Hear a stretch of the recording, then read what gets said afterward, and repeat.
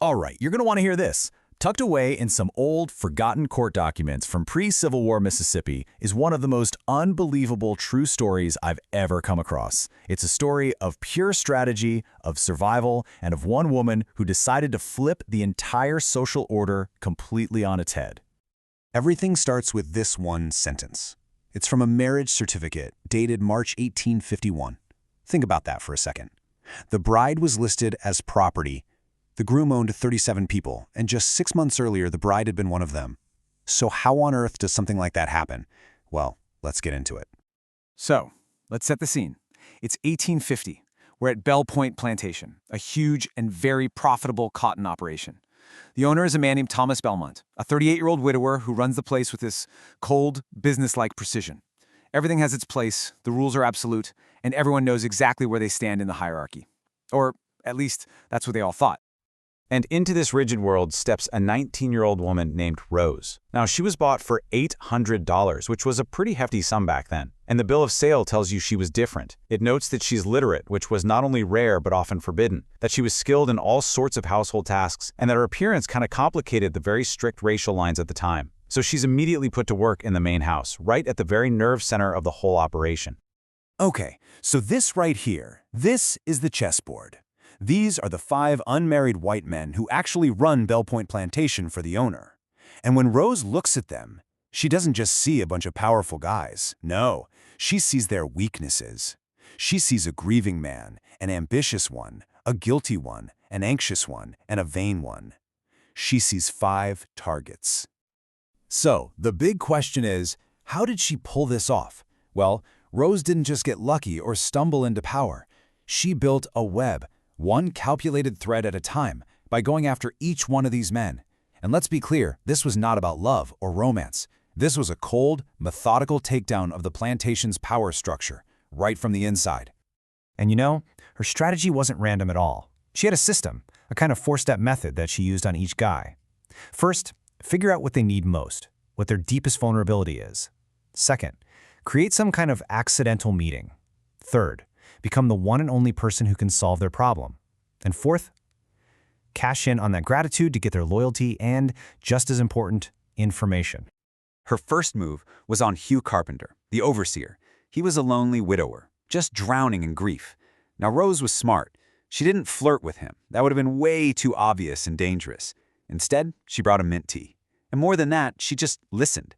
She gave him a space to talk about his pain, and in doing that, she turned his deep loneliness into her personal protection. Next up, Samuel Pewitt, the stable master. His vulnerability was simple: ambition. He had this big dream of breeding champion horses.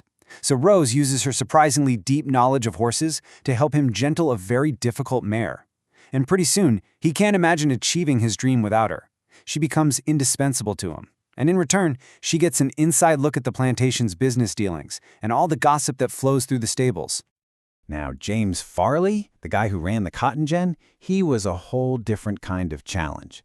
He was a deeply religious man, and he was tormented by guilt over his job and his place in this whole brutal system.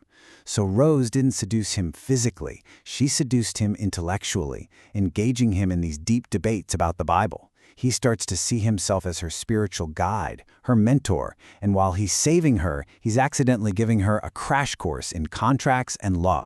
So by Christmas of that year, 1850, the chessboard is all set up in her favor. Rose has the loyalty of every single key manager on the plantation: the overseer, the stable master, the gin manager, the bookkeeper, and the house steward. And here's the genius part. Every single one of them believes that he, and only he, has this special, secret bond with her.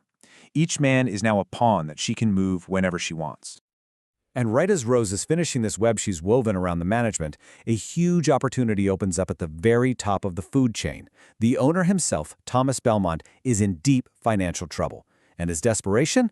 Well, that's about to become Rose's ultimate trump card. Just look at this number, 18%. That was the crushing interest rate on Belmont's main loan.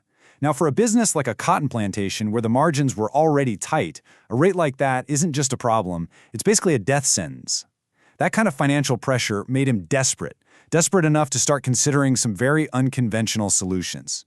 So using all that financial info she'd been getting from the anxious bookkeeper, Rose makes her move. She goes straight to the top, directly to Belmont. She points out mistakes in his own ledgers and suggests new financial strategies, ideas that were way smarter than anything his own staff had come up with. And just like that, in a few short weeks, she goes from being a house servant to the owner's secret, indispensable financial advisor. But a web this complicated was bound to get tangled. Eventually, through little things, a misplaced ribbon here, the faint smell of hay there, the five men start to realize they've all been played. And this, of course, leads to the ultimate confrontation in the main house, which forces Rose to make her most audacious, most unthinkable move yet. I mean, just imagine this scene for a moment. Rose is called into Thomas Belmont's study, and standing there are all five of the men. Their faces just a storm of fury and total humiliation. They've told Belmont everything. He confronts her. And for any other enslaved person in that position, this would be it. This would be the end. But Rose doesn't break. She doesn't cry. She doesn't beg for forgiveness. She owns it. She completely reframes the entire situation. This wasn't just manipulation, she argues. This was survival. She basically holds up a mirror to their own hypocrisy and asks them, "Really? Weren't you all using me for your own lonely, ambitious, and guilty needs?" It's an absolutely stunning intellectual checkmate. So this leaves Belmont with a choice, a really stark choice. On one side, you have his managers, and they are demanding that he punish Rose and put things back the way they were, back to the old, broken system. But then Rose offers him another path, a shocking, unbelievable proposal.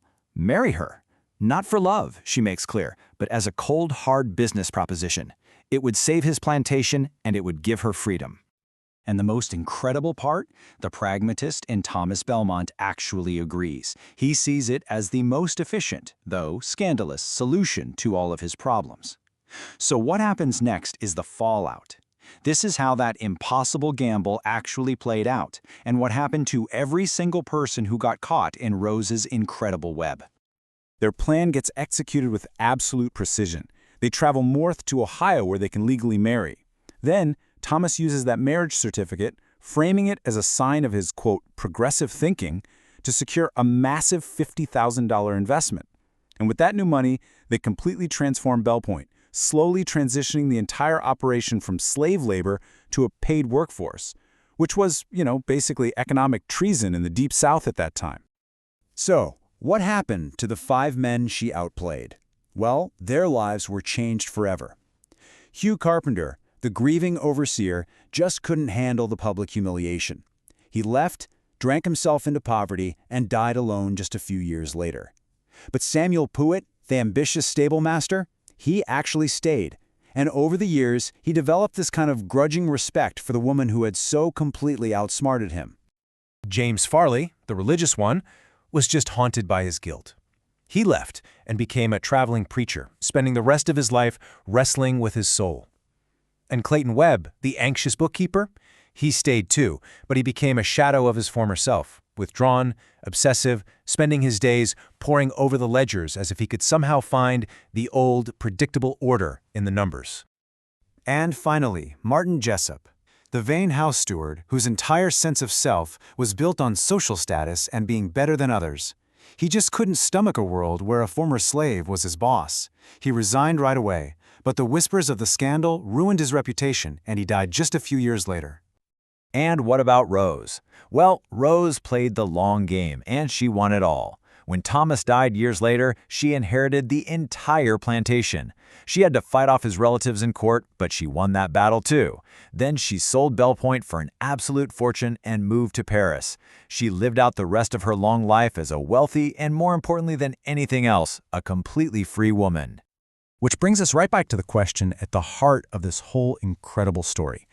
Was she a brilliant survivor who was just using the only weapon she had in a system designed to crush her? Or was she an immoral manipulator who ruthlessly exploited the weaknesses of others to get what she wanted? The real answer, as it usually is probably tangled up somewhere in that complicated, messy space in between.